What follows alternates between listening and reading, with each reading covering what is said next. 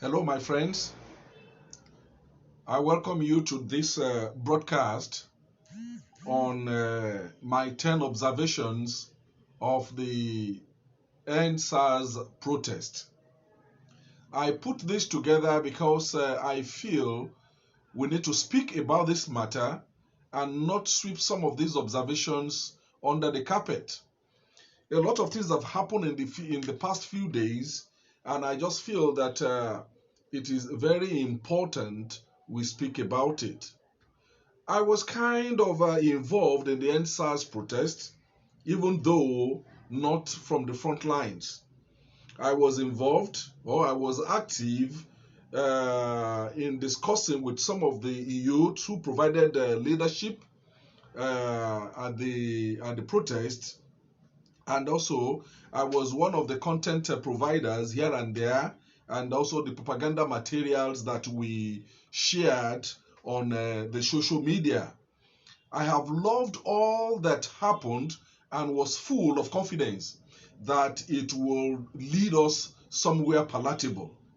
It was a rude shock for some of us to see how it was hijacked by the powers that be, who also used some of the youth to turn a robust protest, the type that has never been seen anywhere in the world, into a nightmare. The Nigerian youth, negatively tagged lazy youth by President Muhammadu Buhari, was and is still a global brand. We have shown the world that you can protest without destruction. You can bring the powers that be on their knees without throwing stones. We can fight intellectually, and we can hold them at the jugular even without bringing out your hands. However, the youths and men like me did not take into consideration some facts. This has led me to make these 10 observations of the protest. One, we did not know the strength of the enemy. We did not estimate the strength of the enemy. We were busy with our strategies without considering the stratagems of the criminals' power that be. We forgot that one of the important strategies of war is to know the powers of your enemy. In a class war situation that we just exited, next time, do not be mindless of the stratagems of your enemy. We never knew they could use some of our youth to destroy this movement. We never knew they could use their money to recruit them and scatter the noble movement. You and I saw how they used the police vehicles and some of the SUVs, some of their vehicles to move thugs around the city of Abuja. Only God knows what happened in Lagos. We did not envisage that. We didn't envisage that, and we were truncated. That is my first observation. When next a thing like this will happen, let us estimate the power of the enemy. Let us know what they can do so that this kind of movement will not be stopped.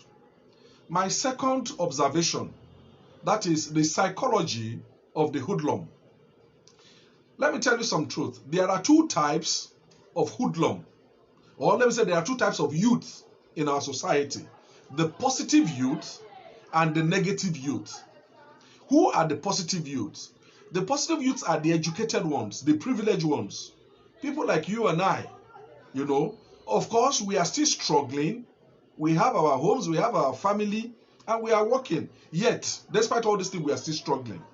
Who are the negative youths? The negative youths are the one we call the area boys. We call them hoodlums. They are everything the positive youths are not. They live on the streets, eat and sleep from there.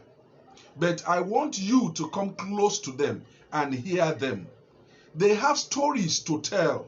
These were the youth that these people used against the positive youth. Many of these boys are good. Let me tell you some things I found out, because when they went to Born TVC, I was in their midst. I listened to what they were saying. Many of them are not this bad that we think, as bad as we think they are. They should not be called area boys. They are just unfortunate. They were shown, we need to show them love. We need to move close to them. Let them understand what these youths were doing. It's because you did not carry them along. That was what led to this kind of challenge that we had. I was with so many of them, and I had them. Many of them also, they feel this pain more than the positive youth. But because you did not carry them along, imagine what has happened. Now let us look at the psychology of the negative youth. What I call the psychology of the hoodlum. Some of them told me that, look, Oga, we know that our lives is bad. We know that we have lost everything about life. But before we go down, everything will go down with us. This was what so many of them were telling me. They knew that their lives was over. They knew that they could not do anything again. But they were telling me that, look, before they go down in death, everything around them will go down. They will destroy things. They will do all these things. These are some of the problems some of these people have.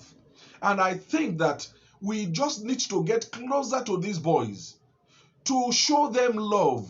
So many of them want people who will listen to them. They want people they can talk to. I was discussing with the provost of my Bible school recently.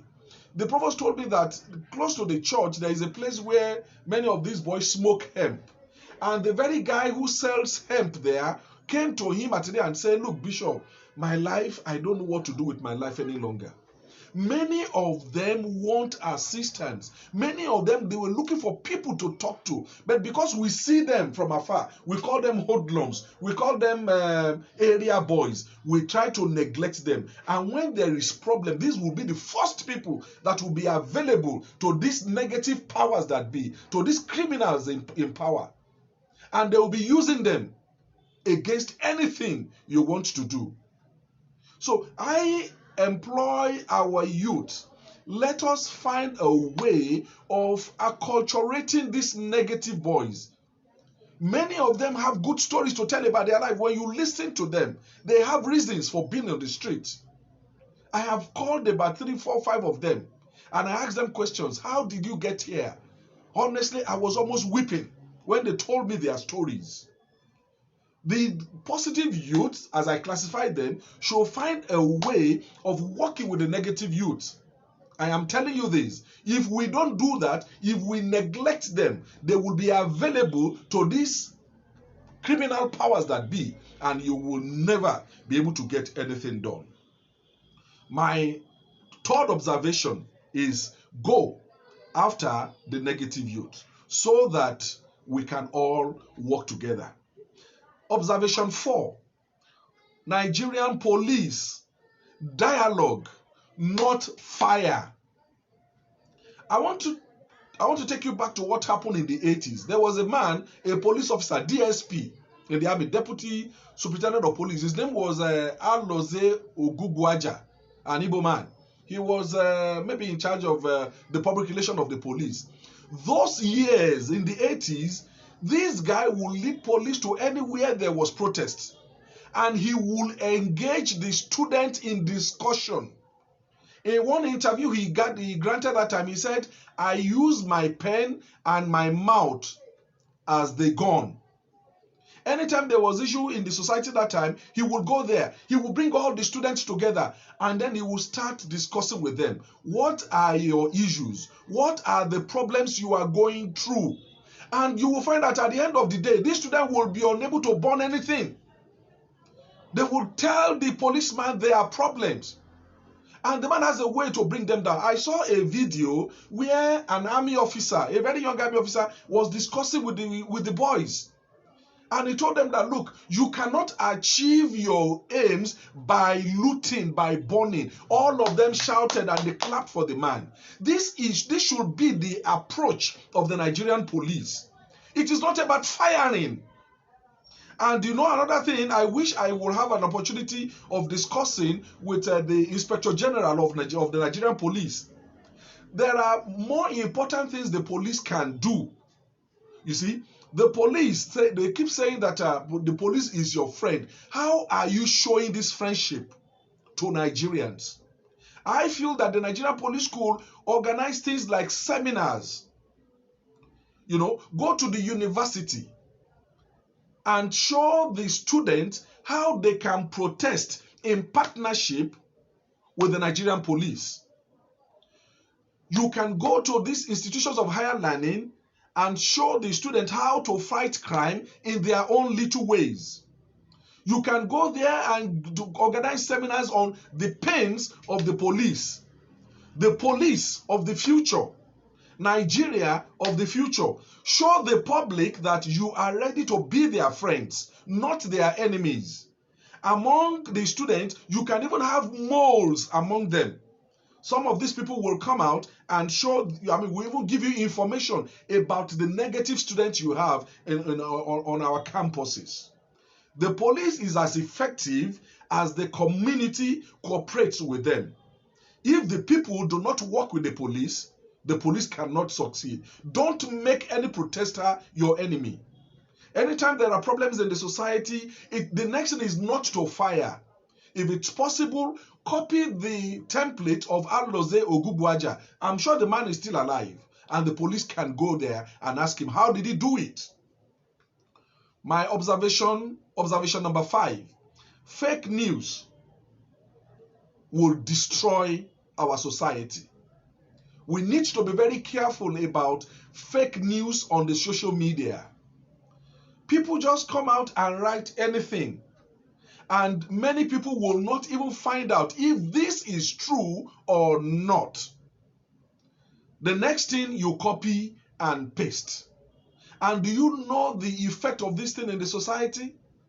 Now we don't even know what to believe and what not to believe on the social media any longer.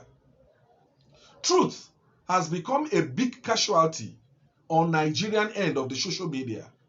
We need to be very careful. We need to be very careful about copy and paste. We need to be very careful about what we share. I have also fallen victim so many times, because sometimes I look at someone's wall and I find an information. Maybe this guy is a guy I trust. Maybe the guy is someone I have respect for. Then I copied the story. There is a story I copied some time ago. I never knew it was an artist who drew it, and all of us thought it was true. I look at the guy, he was a top journalist, I copied it.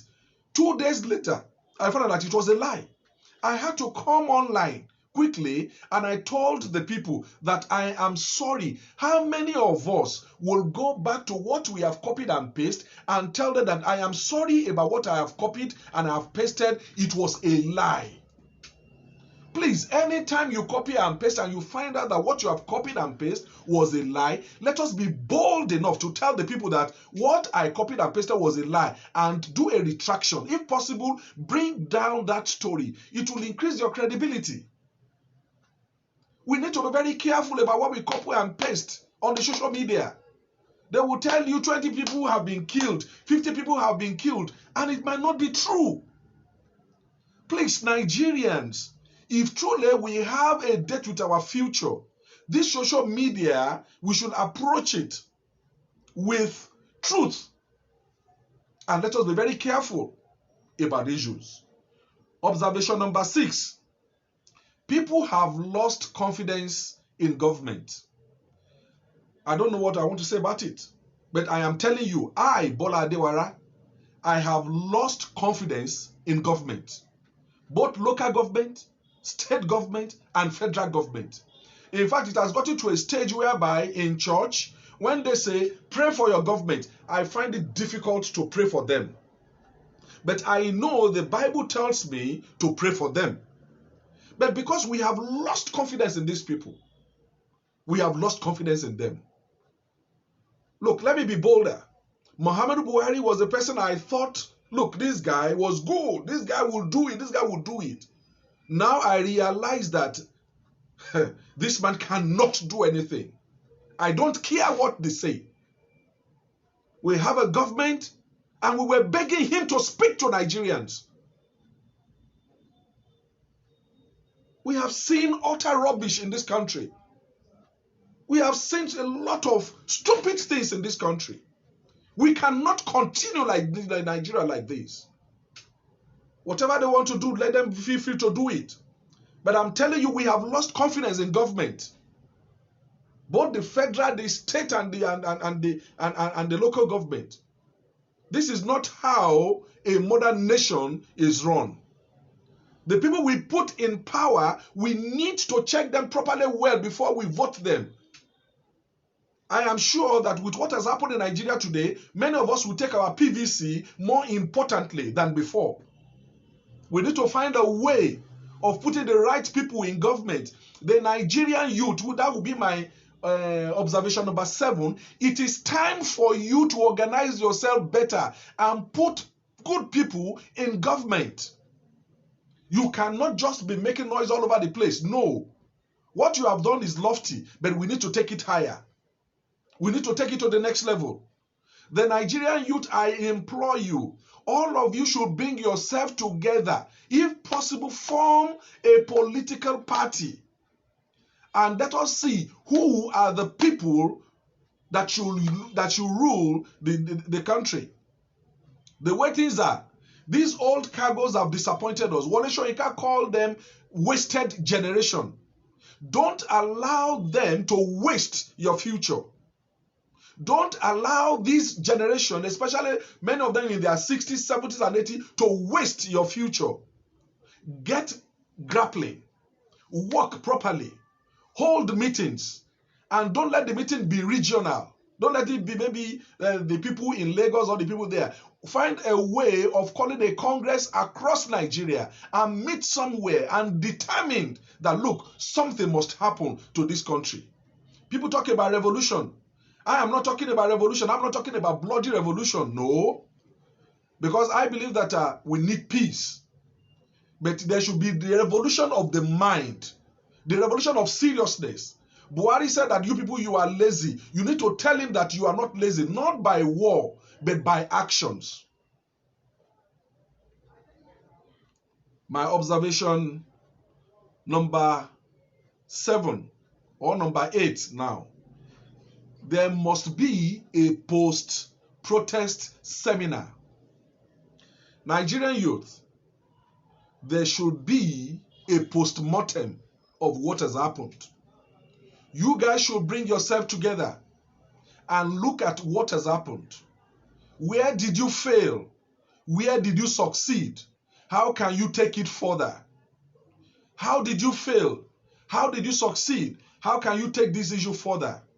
Nigeria, you don't rest on your oars. You have started something and you have to take it to a logical end, to the logical conclusion. Please, don't let people play with your intelligence any longer. Nobody believed this could happen. And I believe that in the name of our Lord Jesus Christ, good things will still happen in this land. Before I die, I will see the glory of Nigeria. Before you die, you will see the glory of Nigeria. Please bring yourself together. Find a way to do a post-mortem of what has happened so that you will be able to move further. I thank you for listening to me. I thank you for watching.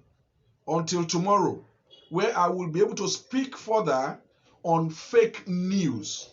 We need to mentor our younger generation on how to fight fake news on the social media. The Lord be with you. I love you. Bye.